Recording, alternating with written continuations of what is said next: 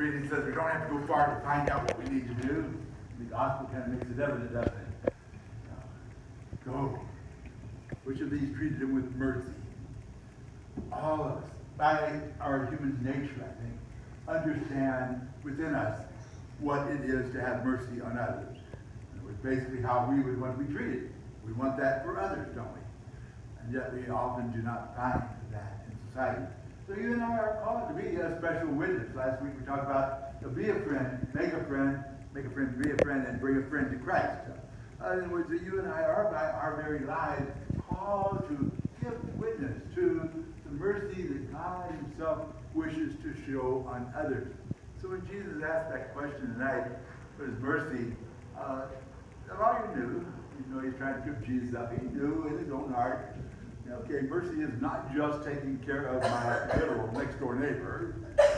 Mercy is broader than that. Even encompassing the enemy, which is what Samaritans were. They had no love of Samaritans. Jesus used the Samaritan as an example to humble this Jew.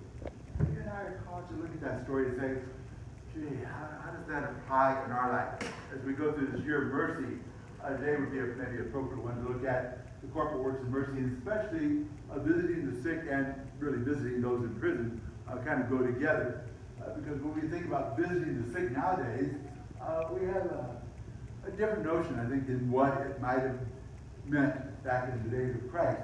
A number of years ago, I was asked to come to a Saturday morning breakfast to Baptist Men's Club, and they asked me for the topic about visiting the sick. And I think they were a little surprised because it's like, what is visiting sick? We look back in the days of Jesus, and still in most third world countries, to visit the sick certainly is not just to go running to the hospital. I probably don't need a lot of that. We've got nurses here that maybe are fine. You don't need a lot of people crowding hospitals. Might be a good way to spread disease rather than help them. But to visit the sick is to say, what do they need? What are their concerns while they're sick? Because, like I say, in terms of Jesus' day or in terms of third world countries' day, if somebody's even in a hospital in a third world country, it still means bring them food. That's where their needs probably are going to be same. And same thing with visiting those in prison. Third world countries, they better have family or somebody wanting to bring them food because otherwise they might not eat. It applies both ways. If somebody is in prison, especially for the sake of the faith, or maybe unjustly, or maybe even justly, they still have needs. Their families have needs.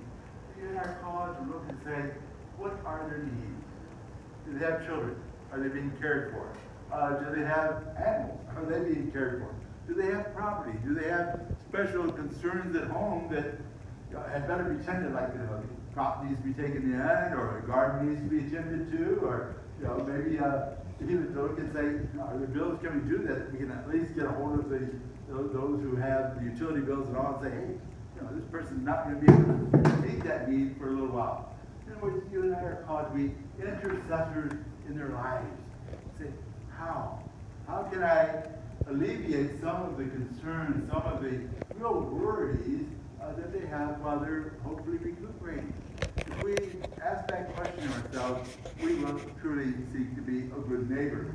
I was going to say this group, I think, was trying to ask about, well, what mannerism should I go? If I go to the hospital, if they're asleep, do I wake them up or not? Well, I would hope not everybody comes in and wakes them up.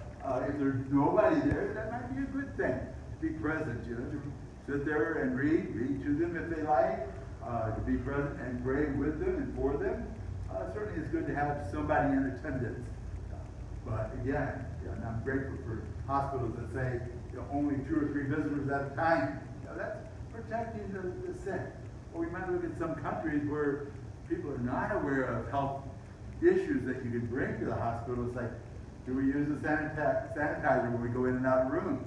That's for everybody. That's not just for the healthcare people. Do I seek to come at a time when the doctors are not going to be there? And do I find myself willing to say, I'll leave? Or quickly ask, what are your needs? What issues do you have that you might need at home that I can take care of when I go back home? So today, as we think about visiting the sick, visiting those in prison, let us take comfort in No, it does not mean that I gotta get to the hospital wherever that's at, but it means what are their needs? And if I think about that, especially if I get a chance to ask them, seek to meet those needs. Then you and I truly are a good neighbor. You and I will be a people who will give witness to others. You and I will be a people who, like I say, make friends, be friends, and hopefully eventually bring those friends to know Christ. But first of all, meet their needs. Meet their needs, whoever they are. Meet their needs. How can I reach out and help this or that person? Okay?